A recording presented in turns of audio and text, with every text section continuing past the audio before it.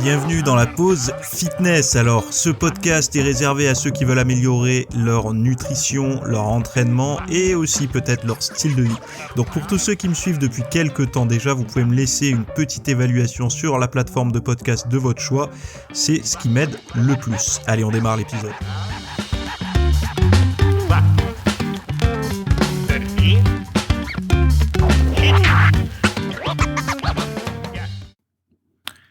Salut à tous, nouvel épisode aujourd'hui. Alors aujourd'hui dans le podcast on va parler, j'ai plusieurs petits sujets.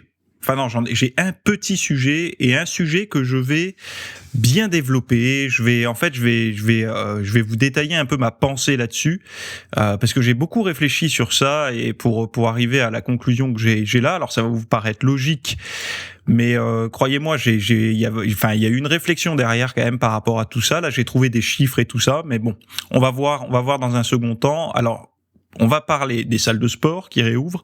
On va parler aussi de la forme et des loisirs chez les... Alors, petite précaution d'écoute. Je vais utiliser les termes pauvres et riche. Dans les deux cas, le mot pauvre aujourd'hui, dire qu'on est pauvre ou dire qu'une personne est pauvre, c'est entre guillemets pas bien, il faut pas le dire, etc. Et riche, pareil, c'est-à-dire que ça peut heurter la sensibilité des gens. Donc je le précise, je vais utiliser ces termes-là parce que c'est ceux qui sont utilisés dans les articles que j'ai récupérés. Et ça met une forme de simplicité dans mon discours également, plutôt que de dire des personnes à bas revenus ou des personnes à haut revenus, qui sont que des choses en fait pour vous embrouiller l'esprit et que la pilule passe mieux. Un petit peu comme à l'époque où, je sais pas si vous avez connu cette transition-là dans le monde de l'entreprise, où on disait plus les salariés, ou mes employés. Un patron ne disait plus mes employés, mes salariés, mais il disait mes collaborateurs. Est-ce que vous avez vécu cette transition ? Moi, j'ai été embauché sous forme de salarié, d'employé, et j'ai vu la naissance dans les discours. On sentait la bonne formation des managers qui avaient longuement pondu ça dans une réunion, dire pour essayer de les mettre au même rang que nous, enfin en tout cas les faire croire qu'ils sont au même rang que nous, on va plutôt parler de collaborateurs. Bref, c'est un petit peu la même chose. Pauvre, riche, haut revenu, bas revenu, ce sont des termes un petit peu pour venir un petit peu lisser heurter personne en fait finalement. Moi je vais utiliser les termes un peu plus bruts parce que pour mon discours ça va être un petit peu plus parlant. Bref, et bon, on va parler comme j'ai dit de ça. Ce que j'avais envie de voir aussi avec vous avant de démarrer, c'est que je suis pas vraiment surpris, mais ça marche très bien ce que j'ai proposé là. Ça fait déjà 2 semaines maintenant que je propose une série que j'appelle Anatomie entre guillemets. C'est des courtes formations qui durent moins d'1 heure pour apprendre à entraîner un groupe musculaire. Donc j'ai fait les quadriceps. Alors je sectorise au maximum, c'est-à-dire que je vais pas travailler sur les cuisses, mais je vais travailler sur les quadriceps parce que je pars du principe que vous êtes plus des débutants, vous cherchez plus à travailler les cuisses, vous voulez travailler les quadriceps ou les ischios ou les fessiers ou les mollets, vous avez envie d'être un petit peu plus pointu. Donc du coup, je fais un travail d'analyse un petit peu plus pointu, précis sur une zone musculaire, et je suis pas vraiment surpris que ça fonctionne parce que finalement on avait beaucoup de contenu sur les méthodes d'entraînement, sur tout ça qui était disponible dans les bouquins et tout, mais assez peu de concret. Et le concret, pour moi le concret c'est ce qui amène à passer à l'action. Et finalement avec ces petits cours que je propose là, ce week-end j'ai sorti le dos, je vois des bons retours, donc tant mieux, je suis content. Donc si vous voulez aller faire un tour, vous pouvez voir le lien, donc vous arriverez vous verrez, il y a pour le dos il y a tout. Je parle du dos, le grand dorsal, les lombaires, les trapèzes, mais également des muscles un petit peu plus profonds qu'on cherche pas trop à solliciter et qui pourtant peuvent donner à la fois un côté esthétique et un côté posture, force, etc. Et donc du coup, vous aurez les outils pour bien travailler votre dos. Et en fait, ce que je veux avec ce genre de contenu, c'est une forme de boîte à outils. Quand je dis boîte à outils, ça veut dire que quel que soit le mouvement de musculation pour le dos, par exemple, que vous vouliez faire, que vous avez envie de faire, vous savez directement ce que ça va bosser, ce que ça va solliciter, ou en tout cas dans quel sens ça va aller au niveau de votre physique. Et ça vous permettra également d'avoir peu importe le programme que vous allez utiliser ou qu'on va vous donner, vous êtes capable, ou même quand vous allez voir une machine de musculation, là les salles vont réouvrir dans pas longtemps, vous saurez exactement dans quel sens ça va améliorer votre dos ou pas d'ailleurs par rapport à tout ça. Analyse des membres longs, courts, enfin bon bref, il y a tout un tas de choses comme ça que je propose, assez condensées, de manière à ce que vous puissiez vraiment avoir des outils, puis il y a le PDF qui va avec pour avoir une petite fiche repère. Voilà, bref, je m'arrête ici, le lien est en description, vous avez celle sur les quadris qui est dispo, celle sur le dos qui est dispo, et il y a ce dimanche là qui arrive, vous aurez celle sur les biceps, et je vais tourner là celle sur les ischios normalement cette semaine. Donc vous avez pas mal de contenu qui est disponible et qui arrive par rapport à tout ça. Allez, on démarre avec le calendrier de déconfinement par rapport aux salles de sport. Donc comme vous le savez, les salles de sport vont réouvrir. Donc réouvrir sous certaines conditions ou pas d'ailleurs. Mais en tout cas, là, le petit tableau que j'ai trouvé me dit que à partir du 9 juin, vous aurez accès aux salles de sport avec des jauges limitées. Donc j'imagine que ça sera un nombre d'adhérents autorisés dans les salles, donc certainement il y aura des listes d'attente, en tout cas il y aura peut-être des processus de réservation, etc. Je ne vois pas la mention du pass sanitaire pour les salles de sport, ce qui est par contre le cas pour les stades et établissements sportifs. Donc stades et établissements sportifs à partir du 19 mai. Donc le 19 mai, ça sera ouvert avec des jauges limitées. À partir du 9 juin, je comprends pas pourquoi ils mettent le pass sanitaire en place alors qu'il n'était pas avant. Et à partir pour les stades et établissements sportifs, et à partir du 30 juin, on n'a que avec le pass sanitaire. Bon, pour les salles de sport, c'est à partir du 9 juin avec des jauges limitées, et à partir du 30 juin où c'est en open bar, quoi, en full accès. D'ailleurs, je vois aussi que les discothèques ne réouvrent toujours pas. J'ai une petite pensée pour pas mal d'anciens collègues qui travaillaient à la porte ou sur les parkings des discothèques dans la sécurité. Personne n'en parle de ces personnes-là, mais ça fait plus d'1 an qu'elles n'ont pas de travail. Bon. Voilà, c'est pas les seuls, mais j'entends rarement parler dans les médias des videurs de boîtes et des agents de parking et tout ça qui n'ont pas de job, quoi. Bon. Ben voilà, un petit peu par rapport aux salles de sport. Alors, je sais pas si je referai d'ici la réouverture, peut-être que je ferai un podcast spécial là-dessus, je sais pas, on verra, ou peut-être une formation, il faut voir, mais je vous annonce directement que beaucoup de personnes vont avoir des regrets dans le sens où quand ils vont recommencer à s'entraîner dans la salle, ils vont se dire bordel, pourquoi j'ai rien foutu pendant toute cette période de confinement. Ils vont sentir en fait que ils se sont largement dégradés au niveau physique, mais aussi au niveau musculaire, nerveux, force en fait. Ils vont sentir qu'ils ont plus la gouache, la force, l'énergie qu'ils avaient avant. Alors moi j'aimerais un petit peu les rassurer. Dites-vous bien déjà qu'au bout d'une semaine, il va se passer de gros changements si vous vous êtes arrêté. Au bout de 15 jours, vous commencerez vraiment à récupérer vraiment pas mal si vous faites les choses correctement. Et après, au bout d'un mois, vous êtes revenu dans votre vitesse plus ou moins de croisière. Bon, au niveau physique, ça veut pas dire qu'en 1 mois vous allez redevenir comme avant, parce que je connais pas votre point de départ, votre point d'arrivée par rapport au confinement. Donc si vous avez tout abandonné et que vous avez pris des tonnes parce qu'en 1 an on peut prendre du poids, on peut prendre du gras, ou on peut maigrir, on peut perdre beaucoup de muscles aussi. Donc je sais pas ce qui s'est passé pour vous. Moi, ce que je vous recommanderais en attendant, parce que le podcast là sortira quand il sort là, quand vous l'écoutez, on sera le 4 mai. Enfin, je crois. Oui, c'est ça.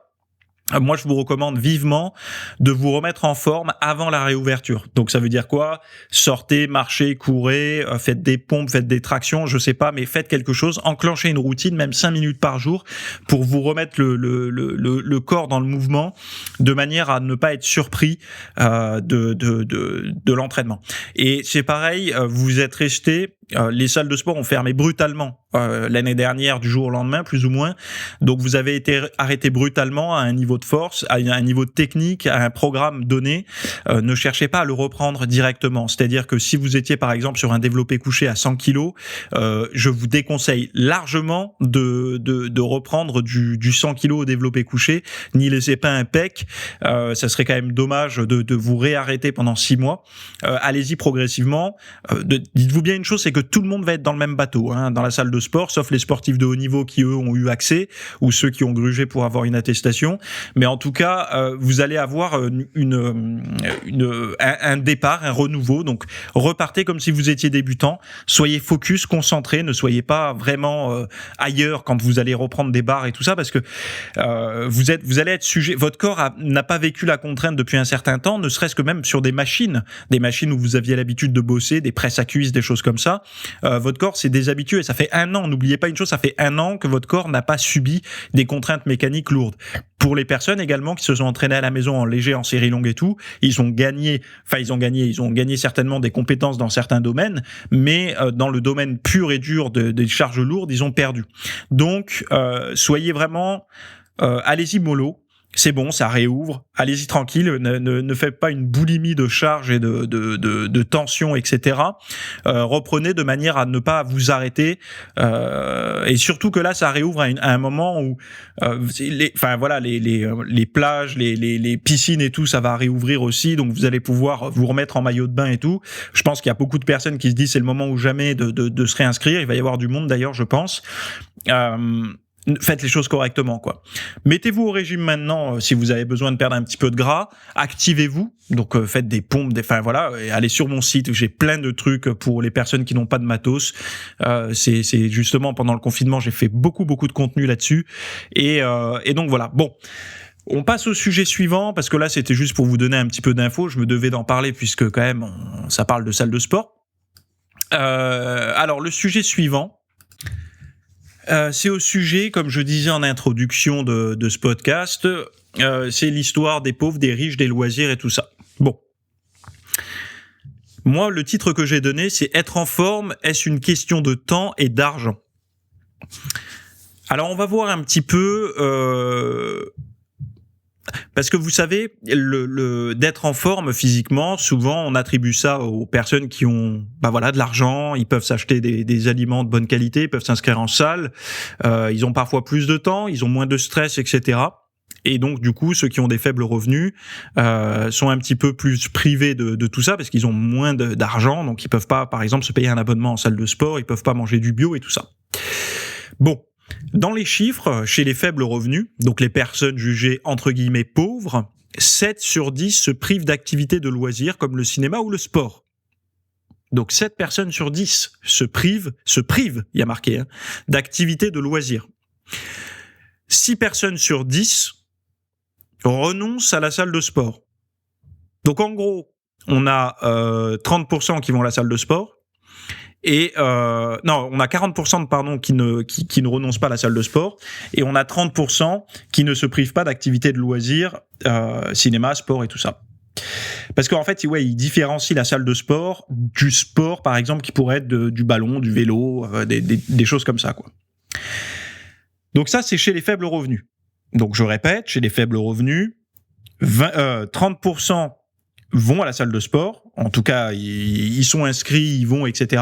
Et 30%, alors attendez, je m'embrouille dans les chiffres, 40% vont à la salle de sport, ou en tout cas sont inscrits, et 30% s'autorisent des activités de loisirs comme le cinéma, le sport et tout ça. Chez les personnes qui ont le plus d'argent, jugées riches, donc pas le plus, mais chez les personnes jugées riches. Donc, dans les activités, les loisirs physiques qu'ils peuvent avoir, ils vont à 14%, 14,8%, donc 15%, faire du sport.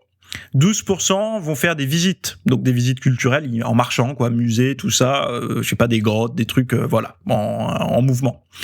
Taper la balle, donc que ça soit le tennis, le golf, des choses comme ça, 11%. La chasse, ça reste quand même une activité entre guillemets physique, on marche, on est dans la nature et tout, 8,8%. La pêche, qui est moins physique, mais ça dépend laquelle, 7,8%. Le ski, 7,2%. Donc voilà le niveau de pratique que peut avoir une personne avec des revenus plus aisés par rapport à une personne qui en a moins. Là, dans les chiffres, si je compare les deux, certes, l'éventail est plus large chez la personne qui a de l'argent, mais le pourcentage total est plus bas. Donc après il faudrait parce que quand on dit le sport 14.8, donc ça englobe tout, le sport 14.8 pour les riches, alors que globalement si on parle les activités de loisirs, cinéma, sport et tout ça, on parle de 30% chez les personnes à faible revenu. Donc cette histoire d'avoir moins accès, ça tient pas. Bon, je vais vous donner un petit truc là annexe. Qui est une loi qui avait été donnée dans le Kansas, je crois. Alors c'est la source, ça date de 2016, mais pour vous montrer un petit peu la réflexion que peuvent avoir certains gouvernements. Donc, ils voulaient limiter l'accès aux loisirs des personnes qui avaient des bas revenus. Les personnes recevant de l'aide publique, donc typiquement du forme d'allocation, des choses comme ça, en fait de l'argent pour les aider à survivre et à vivre, ne pourront plus dépenser leur argent à la piscine et dans les débits de boissons, ni en piercing, massage, spa, tabac, onglerie, lingerie, salle d'arcade, croisière ou voyante, parc à terme, centre équestre ou canin, entreprise du sexe ou n'importe quel endroit interdit aux mineurs. Donc en fait, ils voulaient brider un petit peu. C'est comme si je sais pas moi, le RSA qu'on donne aux personnes à bas revenus en France ou qui n'ont pas de revenus, parce que le RSA c'est quand on n'a pas du tout de revenus. Eh ben c'est comme si on disait ok, tu as le RSA, mais par contre interdit de le dépenser dans des choses, les débits de boissons et tout ça. Alors, encore une fois, ce sont des choses, il y aurait du pour et du contre, mais est-ce que ça n'enlève pas la liberté ? Mais en même temps, ils disent oui, mais là, chacun est libre. Ouais, mais toucher de l'argent, est-ce que c'est vraiment être libre ? Toucher de l'argent de l'État, est-ce que c'est une forme de liberté ? Je sais pas. Et en fait, cette loi, qui je trouve ça, enfin, quand elle est écrite comme ça, elle est ultra choquante et tout. Mais je trouve ça en fait déresponsabilisant pour l'individu. C'est-à-dire il faut imaginer quand même le contexte dans lequel on se trouve. C'est-à-dire que on donne de l'argent. Donc je vais prendre l'analogie. C'est comme si on recevait de l'argent de poche de l'État, et cet argent de poche, on n'a pas le droit de le dépenser comme on veut. Donc du coup, à aucun moment il y a le phénomène de responsabilité individuelle. C'est-à-dire que déjà en donnant de l'argent aux gens, on les déresponsabilise puisqu'on n'a pas, ils n'ont pas besoin de subvenir à leurs besoins puisqu'on leur donne de l'argent. Et deuxième chose, c'est que non seulement on te donne de l'argent, mais en plus on va te dire comment le dépenser. Et surtout, on va te dire comment ne pas le dépenser. Donc on enlève, il y a une déresponsabilisation totale chez qui pourtant, là où pourtant il faudrait redonner des responsabilités aux personnes, qui sont dans ce cas de figure-là. Évidemment, il y a des extrêmes, il y a des situations très compliquées et tout ça. Mais bon, toutes les personnes qui touchent les allocs et tout ne sont pas des personnes qui sont forcément plus démunies que d'autres. Il y en a oui, il y en a non, il y en a qui sont. Il faut être honnête. Combien de personnes autour de vous, ou même peut-être vous, avez déjà dit à des gens, écoute, j'ai fait mon calcul, d'aller travailler, ça me coûte plus cher, alors finalement, je préfère toucher ça sert à rien puisqu'il me donne autant, donc autant que je reste chez moi. Est-ce que vous avez déjà entendu ce discours-là ? Si la réponse est oui, vous êtes comme moi, quoi. Vous avez déjà entendu ça, donc il y a un côté où il y a un problème avec ça, il y a un problème. Bref. Pourquoi je voulais vous parler de tout ça ? Parce que moi, je suis persuadé qu'il y a une forme d'équilibre. C'est-à-dire que quand on dit les personnes... je vais parler notamment de la nutrition. Donc, de la façon de tenir un régime. Un régime, une alimentation saine, etc.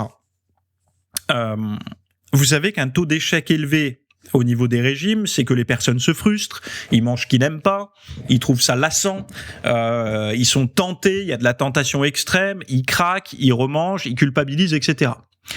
Donc du coup, en fait, dans la dimension nutrition, chez les individus, il y a une forte dimension plaisir. Et remarquez une chose, c'est que quand vous êtes très stressé, par exemple, si vous travaillez dans un environnement où il y a des périodes de bourre, donc des périodes de bourre, c'est quoi ? Par exemple, une période, alors chez les comptables, on va appeler ça la période de clôture, chez les commerçants, etc., on va peut-être appeler ça les périodes estivales, où ils vont avoir beaucoup de travail, des clients tout le temps. Chez un fleuriste, on va dire que ça va être la fête des mères. Vous avez des journées de bourre comme ça, des moments où c'est le travail, et vous savez que ce sont des journées hyper éreintantes où vous ne levez pas, vous ne débandez pas. Et durant ces périodes-là, si c'est stressant pour vous, remarquez une chose, c'est que vous allez avoir tendance, pendant ces moments-là, ce sont pendant ces moments-là que les plats de mauvaise qualité, les sandwichs, les fast-food vont s'intégrer. L'excuse est « je n'ai pas le temps ». Donc du coup, je vais au fast-food du coin. Mais moi, je vais vous donner la vraie raison.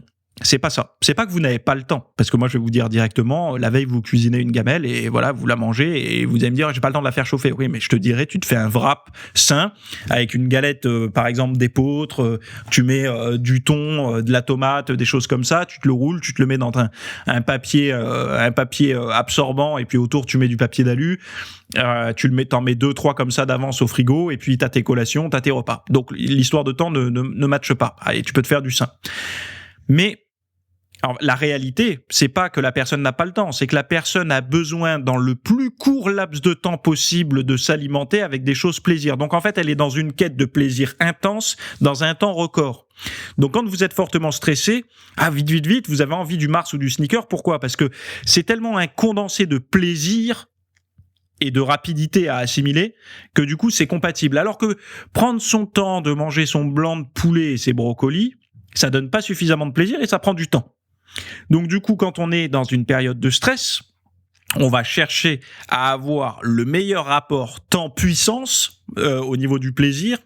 Donc ça va être quoi ? Ça va être fast-food, les frites, la sauce, le hamburger et tout.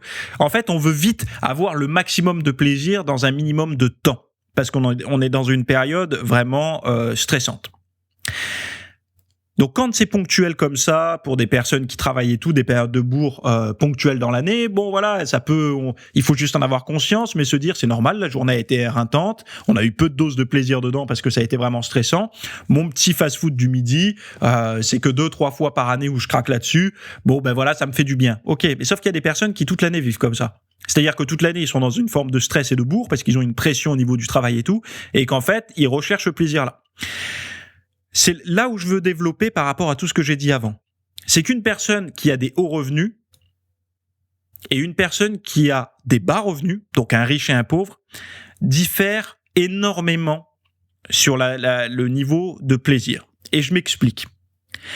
Pour moi, une des raisons pour lesquelles les riches arrivent à être en meilleure forme physique, et pas tous les riches, parce qu'on peut voir que quand les personnes sont débordées, ou travaillent trop, elles peuvent avoir tendance, regardez les hauts PDG qui ont fort stress, etc., qui ont pourtant des hauts revenus et tout, ce sont des personnes qui manquent de temps, qui ont beaucoup de stress, donc qui peuvent avoir ce comportement d'alimentation déraisonnable pour avoir le maximum de plaisir dans un minimum de temps. Donc ça peut donner des personnes en surpoids, etc., ils ont plus le temps de faire des activités physiques et tout. Mais bon, on va prendre des personnes à hauts revenus où il leur reste encore un petit peu de temps. Ces personnes-là, elles ont un éventail de plaisir beaucoup plus important que les personnes à faible revenu.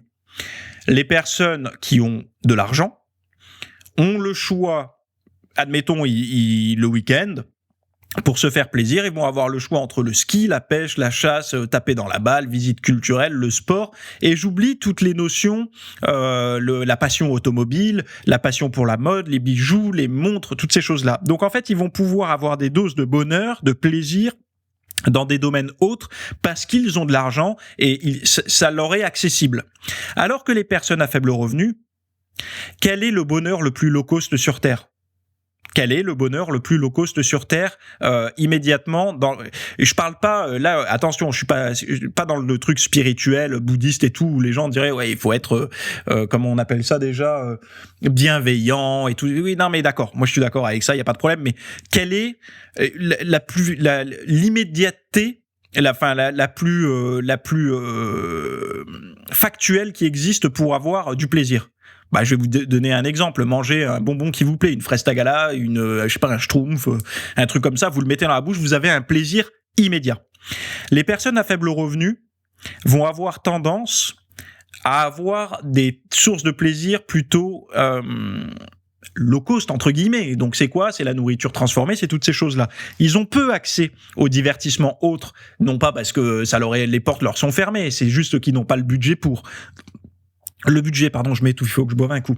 Le budget qu'il leur reste, quand ils font leurs calculs, ils peuvent avoir du plaisir dans l'alimentation. Donc, je bois un coup. Ce qui conduit dans une routine de vie Ou, vu que les personnes n'ont pas beaucoup de revenus et que leurs seules sources de plaisir sont dans des choses comme l'alimentation, la télé-réalité ou Netflix, et encore Netflix non, parce que Netflix c'est payant et tout, donc ça va être de la source de contenu gratuit, donc du YouTube. On sait que le YouTube gratuit, quelqu'un qui, je vais pas vous apprendre, rester une semaine à regarder que du YouTube, vous êtes pour la théorie du complot, vous avez perdu, je sais pas combien de neurones, etc. À un moment donné, sur YouTube il y a aussi du bon, mais si vous regardez, plus le contenu est bon, moins il y a de vues, et moins il y a de vues, moins il vous est suggéré dans les algorithmes. Donc, et vous regarderez qu'il y a un côté plus le nombre de vues est important et plus la qualité du contenu de l'individu a tendance à se dégrader. Je sais pas, j'ai trouvé que très peu de contenu, et non, même, je vais vous dire une chose. J'aimais bien un chercheur, pas un chercheur, un professeur, je l'aime toujours bien, qui s'appelle Jordan Peterson. Jordan Peterson, qui faisait des contenus très intéressants au début, à des cours avec des analyses, par exemple sur Adam et Ève, des analyses psychologiques que je trouvais très intéressantes et assez nouvelles, qui moi m'intéressaient parce que je suis pas croyant, mais ça m'intéressait parce que ce sont des domaines que je ne maîtrise pas, et donc du coup je trouvais ça intéressant. Plus sa popularité a augmenté, ça veut pas dire que la qualité de son contenu a baissé, mais est venu se greffer à son contenu de qualité du contenu moins bonne qualité, en plus de plus compatible pour les masses. En fait, d'essayer de taper plus large, et donc du coup d'être plus simpliste et de moins rester dans sa niche complexe complexe et moins compréhensible. Typiquement, son livre, le premier, qui s'appelle, je crois, la carte d'essence, je crois, un truc comme ça, est beaucoup plus complexe que 12 règles pour une vie. Ça veut pas dire que l'autre est moins bon. Il est bien, mais on sent que il y a le côté qualitatif a tendance à décroître. Bon. Voilà, petite analyse sur YouTube par rapport à ça. Ce qui est normal, puisque plus il y a du monde, plus ce que certains appellent le tout venant, en fait, n'importe qui. Donc, c'est par exemple, moi, je fais des podcasts sur le fitness, la nutrition, un peu la mentalité, la psychologie liée à tout ça. Si jamais mon podcast faisait, je sais pas moi, 1 million de vues par épisode, j'aurais forcément des néophytes, des novices. Et donc, ces personnes-là me poseraient des questions dans les commentaires beaucoup plus simplistes, auxquels je devrais répondre. Donc du coup, les premiers qui avaient un regard un petit peu plus aiguisé sur la pratique s'y retrouveraient moins, parce qu'ils trouveraient le contenu trop simpliste. Donc, vous voyez comment ça se convertit. Et quand on a des millions d'abonnés, des millions de vues, forcément, ce qui domine, ce sont des personnes qui sont moins expertes dans le domaine, puisque des experts, entre guillemets, il y en a peu. C'est la logique de l'expert. Et c'est que, s'il y avait que des experts, il y aurait plus d'experts. Et donc, du coup, le contenu, la qualité du contenu baisse. Bon, voilà, une petite analyse sur les fréquences et tout ça, le nombre de vues et tout. Donc, je reviens au sujet. Une personne à faible revenu, donc typiquement les pauvres, quand ils se sentent mal dans leur vie, admettons, parce que ça soit des riches ou des pauvres, ils se sentent tous mal. Je vous rassure, tout le monde se sent mal à un moment donné, à des bonnes journées, à des mauvaises journées, à des coups de bourre, à des coups de relax, tout ça. Mais le choix des activités et des actions qu'on va pouvoir mettre en place pour se sentir bien, se réconforter, se donner du plaisir, sont beaucoup plus réduites et de mauvaise qualité chez les personnes à faible revenu que chez les personnes à haut revenu. Donc du coup, ce qui engendre quoi ? Ça veut dire qu'une personne qui a des hauts revenus aura des actions pour lui donner des plaisirs qui ne vont pas entacher sa perte de graisse ou le maintien de sa forme physique, etc. Parce qu'elle va avoir le choix de faire du ski, de faire de la pêche, de la chasse, d'aller jouer au golf, de faire tout un tas de choses, des visites de musées et tout, là où la personne à faible revenu, donc le pauvre, n'aura, quand il se sent mal, qu'une seule option qu'il pense avoir, est d'ouvrir son frigo et de manger quelque chose qui lui donne du plaisir. Imaginez en fait en fait c'est, il y a une forme de réalité qui est pas super belle à voir par rapport à ça. Donc beaucoup de personnes se disent oui mais le sport chacun peut sortir aller courir ça coûte pas d'argent et oui d'accord mais ça on parle que de la dimension de sport. C'est pour ça que j'ai commencé par l'activité physique pour vous montrer que chez les personnes à faible revenu il y a parfois plus d'activité physique que chez les personnes à haut revenu, mais que c'est certainement dans les habitudes de vie et dans les habitudes de plaisir, parce qu'une personne à bas revenu, faites la liste des plaisirs qui existent pour aujourd'hui. Aujourd'hui on n'est plus dans une société où jardiner c'est du plaisir pour tout le monde, ou peindre c'est du plaisir pour tout le monde, ou faire un puzzle, c'est du plaisir pour tout le monde.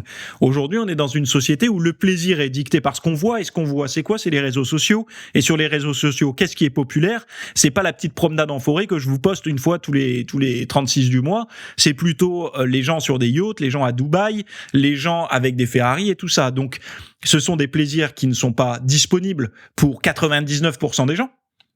Donc tant mieux si vous avez envie d'aller dans ce sens-là, de gagner votre vie et tout pour pouvoir vous offrir ça, tant mieux pour vous si c'est une quête. Mais la réalité montre que beaucoup des plaisirs qui vous sont présentés sur les réseaux sociaux sont des plaisirs qui ne vous sont pas accessibles aujourd'hui. Donc du coup par frustration, ce qui est probable, au lieu de se dire j'ai vu une vie misérable et de broyer du noir, on va taper une fraise tagada ou des choses comme ça.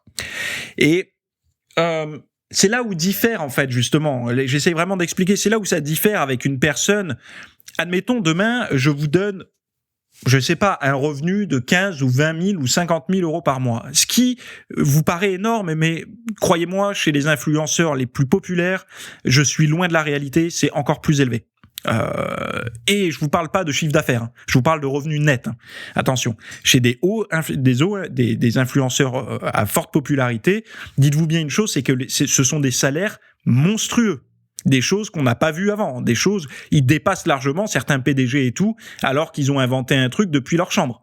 C'est ça, il faut le comprendre. Mais c'est qu'une fraction, un micro pourcentage. Attention, hein. Je vous parle pas de celui qui a quelques abonnés ou 10, 30 000 ou 100 000 abonnés. Je vous parle vraiment de ceux qui sont dans les hautes sphères de l'audience et qui a réussi à vendre quelque chose aussi, hein, parce que ça, il faut être intelligent.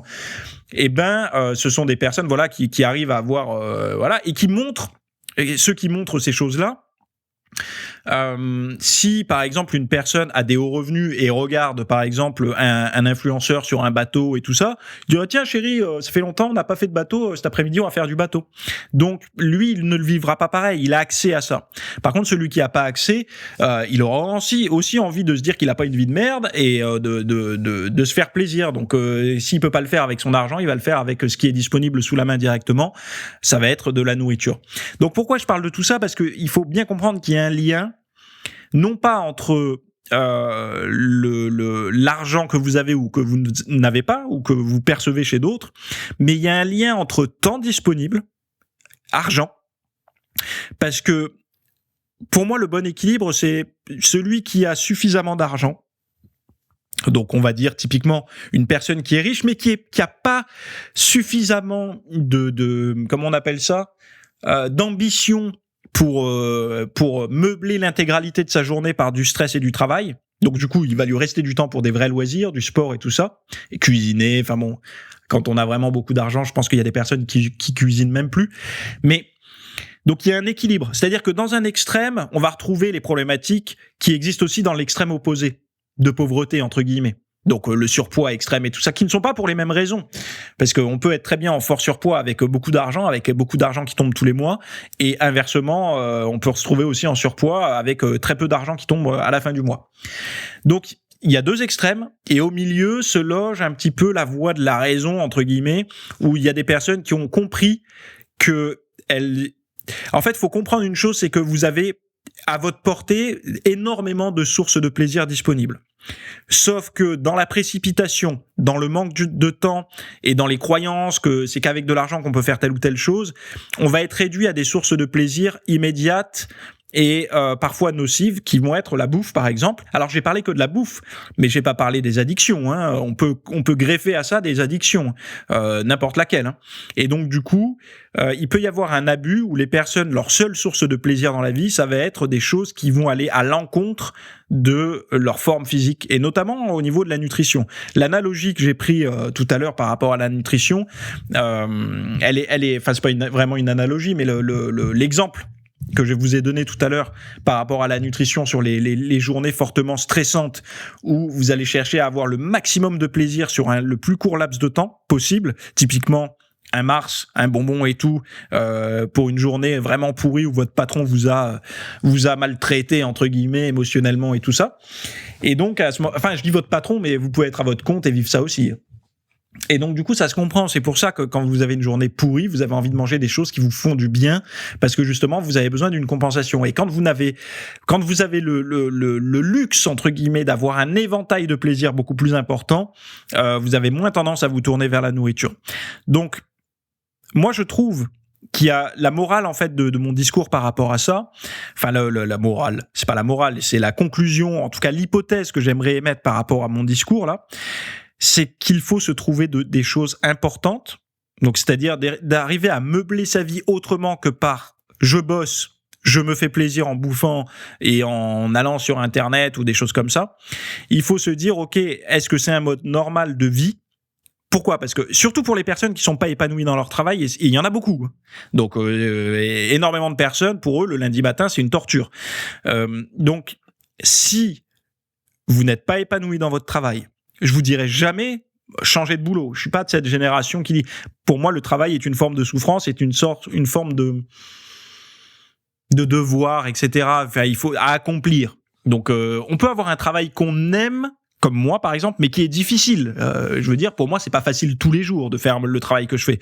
Il y a des périodes de doute, il y a des périodes après de réjouissance, il y a des périodes de, enfin voilà, on a beau avoir des idées, d'avoir certaines compétences et tout. Comme tout travail, il y a des jours qui sont plus difficiles que d'autres. Plus vous aimez votre travail et plus bon voilà, je vais être honnête avec vous, plus votre travail vous plaît, plus c'est facile à tenir, parce que ça donne du sens. Moi aujourd'hui, je trouve beaucoup de sens dans ce que je fais, et donc du coup ça meuble en tout cas ça meuble et ça cadre les moments de doute qu'on peut avoir à certains moments quand on est un peu fatigué et tout ça.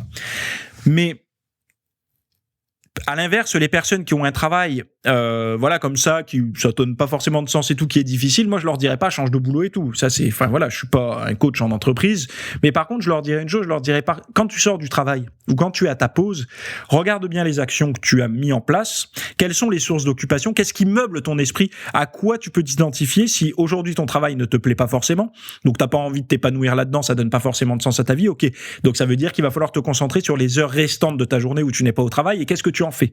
Est-ce que tu en fais du divertissement pur, donc télévision, jeux vidéo et nourriture malsaine, et est-ce que t'as pas envie à un moment donné d'avoir quelque chose qui t'anime ? Et quand je dis quelque chose qui t'anime, c'est un projet, un but, un objectif. J'en parle assez régulièrement. Essayez de trouver un petit truc que vous faites devenir important. Donc par exemple, je sais pas, faire quelques pompes tous les jours. Je dis un exemple comme ça, mais faire quelques pompes tous les jours, ça peut ne pas avoir de sens pour vous, mais finalement ça en a énormément, parce que faire quelques pompes, regardez, je déroule le schéma. Faire quelques pompes tous les jours. Bah aujourd'hui, je vais vous montrer le sens profond que ça peut avoir. Vous faites quelques pompes, 5 pompes, 10 pompes aujourd'hui. Donc vous n'avez pas envie de les faire, vous les faites. Une fois que vous les avez faites, premier sens positif, c'est que vous vous sentez bien. Vous vous dites, je l'ai fait, je m'étais dit ce matin que je les ferais, je les ai faites. Et je me suis senti capable et je l'ai fait et j'en suis capable. Donc, fierté, estime de soi, c'est très bien. Immédiateté, ça donne du sens, même pour votre journée. Vous vous couchez satisfait d'avoir accompli quelque chose. Le lendemain, vous recommencez. Donc, c'est pareil. La même sensation se reproduit, mais s'additionne à une autre qui est, je commence tout doucement à tenir. C'est-à-dire que je suis capable de le reproduire plus d'une seule fois. Et puis vous recommencez pendant une semaine. Là, vous vous dites, waouh, je commence à prendre comme un petit nouveau rituel. Donc c'est très bon les rituels, il faut le savoir, parce que des rituels, quand vous commencez à avoir des rituels dans votre vie, c'est une forme d'apprentissage qui peut se transposer à d'autres choses. Donc par exemple, un rituel de faire du sport, ça peut se transposer après sur de la lecture ou sur tout un tas de choses, mieux manger et tout ça. Donc je prends toujours l'exemple des pompes. Donc ça fait une semaine que vous faites des pompes tous les jours, vous êtes content, donc vous avez l'immédiateté, la sensation de bien-être juste après, les bras un peu engourdis, les pecs un petit peu chauds, vous vous sentez bien, vous vous sentez capable de faire quelque chose. Au bout d'une semaine, vous avez pris une routine, donc votre fierté commence à monter. Vous pouvez commencer à en parler autour de vous et tout. Au niveau social, vous commencez à avoir une espèce de confiance un tout petit peu plus élevée. Un embryon de confiance qui monte, en fait. Au bout d'un mois, c'est plus du rituel, c'est vraiment de l'habitude. Donc de l'habitude, presque comme vous brossez les dents. Vous vous levez, vous faites vos pompes comme vous vous brossez les dents. Donc vous conservez toujours les bienfaits du début. C'est toujours pareil, c'est qu'une addition. Donc ça donne du sens. Et au fur et à mesure, qu'est-ce qui se passe ? Vous commencez à prendre de la masse musculaire. Vous commencez à perdre du gras peut-être. Vous commencez à vous sentir mieux en fait dans votre peau. Vous sentez que dans vos t-shirts et tout, ça se passe mieux. Donc ça donne encore plus de sens puisque l'image que vous aviez avant de vous est moins intéressante que celle que vous avez de vous aujourd'hui. Donc vous n'avez pas envie de le perdre, ça donne du sens de continuer. Et puis vous perdurez encore. Vous perdurez et vous vous rendez compte qu'à force de faire ça, peut-être que c'était 10 pompes au début, aujourd'hui vous en faites 50 ou 100 d'affilée et que c'est ritualisé. Donc vous avez un nombre de pompes sur l'année qui est impressionnant. Votre niveau de santé s'améliore, ok. Donc ça donne du sens puisque votre santé s'améliore. Vous n'avez pas envie de revenir à un mode de vie où vous avez la santé qui était moindre. On est d'accord, ça donne du sens. Et vous continuez à accumuler ceux du passé avec ceux du présent davantage. Et ainsi de suite. Et puis vous dites, mais si je continue comme ça dans 10 ans, je vais être encore mieux qu'aujourd'hui. Donc là, encore une fois, ça donne du sens. Et si je continue encore jusqu'à la vieillesse, je sais que voilà, quand on entraîne ses muscles, ça permet d'avoir une structure osseuse qui est plus solide, donc on aura moins de risques de blessures, on sera moins dépendant à la vieillesse. Une masse musculaire développée permet aussi d'avoir une meilleure immunité. Donc tout ça donne du sens. Donc vous voyez que vous pouvez trouver du sens à faire juste 10 pompes aujourd'hui. Quelque chose qui se multiplie, qui s'additionne avec le temps et qui devient quelque chose de vraiment concret et qui va venir corriger, tamponner les excès de recherche de bonheur dans des choses qui sont néfastes. Et c'est comme ça en fait quand beaucoup de personnes me demandent quel sens tu trouves à faire du sport, je viens de te le dérouler là en fait. C'est comme ça moi que je trouve du sens à faire du sport. Ça veut pas dire qu'en faisant du sport on corrige tous les maux. Ça veut dire qu'au moins avec ça permet de gagner beaucoup. Et là j'ai fait un raccourci vraiment rapide. J'ai pas parlé au niveau mental de ce que ça peut apporter au niveau de la santé mentale, mais au niveau de tout un tas de choses. Et beaucoup de personnes en fait voient le sport uniquement sur le côté esthétique, mais ça peut apporter tellement plus. Voilà. Bon, je m'arrête ici. Je vous laisse tous les liens à suivre là dans les notes de l'émission, donc notamment la formation sur le dos. Il y a aussi plein de formations sur la motivation, sur le mental et tout ça. Vous savez que c'est une discipline que j'aime beaucoup travailler. Je fais beaucoup de recherches et j'ai beaucoup de réflexions là-dessus parce que ça m'intéresse et je pense qu'aujourd'hui, j'en suis convaincu que par le nombre d'ouvrages sur la nutrition, par le nombre d'ouvrages sur l'entraînement qui existent, si on n'a pas trouvé la solution pour aider toutes les personnes qui en ont besoin et qui ont parfois l'envie de changer, c'est parce qu'on ne travaille pas sur une autre dimension qui est cette dimension de style de vie. Et j'en suis convaincu, c'est pour ça que c'est très largement abordé sur mon site et que on parle beaucoup de personnes, et ça retenez-le bien parce que c'est très important et quand j'ai compris ça, c'est pareil, moi ça m'a un peu ouvert les yeux sur la façon dont je peux aider les gens. Énormément de personnes connaissent les derniers 50% de la connaissance en musculation et en nutrition. C'est-à-dire que quand ils arrivent sur un site internet ou autre, ils apprennent les 50%, les 50 derniers pourcents, entre guillemets. Donc, c'est-à-dire qu'ils vont tomber sur un programme pour développer leur pec, ils vont tomber sur un programme pour sécher, pour avoir des abdos, un programme pour prendre de la masse, etc. Donc ça, en fait, l'intégralité des gens qui s'intéressent à la muscu savent ce genre de choses. Quasiment tous et toutes. Mais par contre, il leur manque les 50 premiers pourcents, qui sont la compréhension des rituels, la compréhension d'être capable de faire les bons choix et de perdurer en fait avec ces bons choix au niveau alimentaire et tout ça, de trouver du sens. C'est pareil parce que quand on posait une question autour de vous, quel sens ça donne à toi de faire du sport tous les jours ? Bon, ils savent pas. Et en fait, la notion esthétique aussi, la notion psychologique, et ça pour moi, ce sont les 50 premiers pourcents. Ce sont ces 50% qui manquent à quasiment toutes les personnes qui échouent en permanence leur régime et leur discipline sportive. Et c'est pour ça que chez ces gens-là, c'est frustrant parce que ces personnes-là savent comment s'entraîner, savent comment manger, mais ils savent pas comment y arriver en fait, puisqu'ils savent tout, mais ils savent pas y arriver, ils savent pas se mettre en route et tout. Et moi, mon travail, vraiment, c'est pour ça que je vous parle de style de vie, mon travail se concentre énormément depuis des années sur ces 50 premiers pourcents qui ne sont jamais abordés. Jamais abordé. Prenez un livre de musculation X ou Y ou un livre de nutrition X ou Y, il y aura jamais abordé ces 50 premiers pourcents qui sont ni de la nutrition, ni de l'entraînement, mais qui sont du style de vie, de réussir à se construire des objectifs, mais pas dans une quête un peu à la développement personnel comme on voit aujourd'hui, où fixez-vous un objectif à 7 jours, à 1 mois, à 1 an.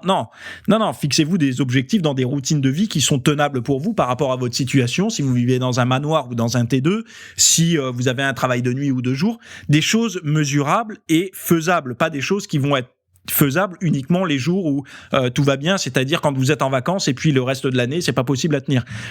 Toutes ces choses-là, c'est pour moi ce qui m'intéresse le plus parce qu'on a fait énormément d'avancées dans la nutrition et l'entraînement, mais très peu dans ce domaine-là. Il y a très peu de recherches et je vais vous dire une chose, c'est que je pense que les 3/4 des découvertes que j'ai faites ces 5 dernières années sont liées à des domaines hors musculation.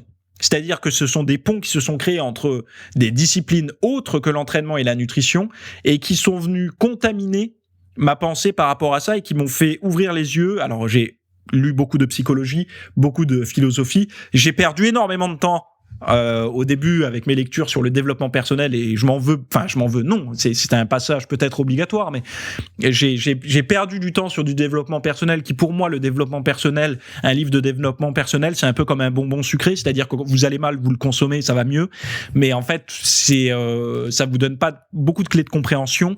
Je parle du développement personnel moderne, hein. Peut-être pas celui d'avant, mais et vous vous rendrez compte que si vous lisez un peu de philosophie, beaucoup de développement personnel vient de la philosophie, etc. Et voilà, enfin, en tout cas, vous avez un peu mon point de vue sur tout ça. Mon travail, en fait, se localise là-dessus. Précisément sur ces 50 premiers pourcents qui sont liés à du style de vie, qui sont liés à des habitudes, qui sont liés à des rituels, qui sont liés à des façons de penser, à des façons de s'armer par rapport à une condition, par exemple haut revenu, bas revenu, surpoids, sous-poids, enfin toutes ces choses-là. C'est pas toujours les mêmes mécanismes à avoir par rapport aux situations. Et donc, je trouve que là, il y a beaucoup de travail à faire là-dessus. J'ai déjà commencé à en faire pas mal sur mon site, mais je prétends pas être le seul à faire des découvertes là-dessus, hein, loin de là. Mais en tout cas, moi, je trouve ça beaucoup plus intéressant de comprendre pourquoi énormément de personnes commencent à basculer du côté, entre guillemets, obscur. C'est-à-dire le côté obscur, c'est le côté où ces personnes ont toutes les cartes pour savoir s'entraîner et savoir manger, mais sont incapables de se décider à quoi manger, alors qu'ils savent quoi manger, mais ils savent pas comment l'imbriquer dans leur quotidien et tout ça.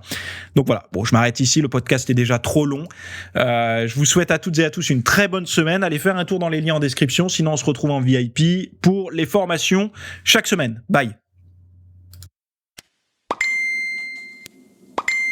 Non, ne t'inquiète pas, c'est pas chez toi que ça sonne, c'est ici. En fait, c'est juste pour attirer un petit peu ton attention et te dire que tu as devant les yeux, en description de cet épisode, plusieurs liens, dont un pour aller noter mon podcast avec des petites étoiles, hein, sur la plateforme que tu préfères, hein, iTunes, je sais pas quoi, Spotify, etc. Mais également, tu peux aller retrouver tous les liens que j'ai cités dans l'épisode. J'ai essayé de faire des descriptions avec tous les liens, comme ça au moins ça vous donne des accès directs à toi et à tous ceux qui m'écoutent, de manière à pouvoir trouver directement le contenu. Donc voilà, j'espère que cet épisode t'a plu. N'hésite pas à t'abonner sur la plateforme de podcast que tu préfères. Et c'est toutes les semaines à 8h du matin, le mardi. Bye bye.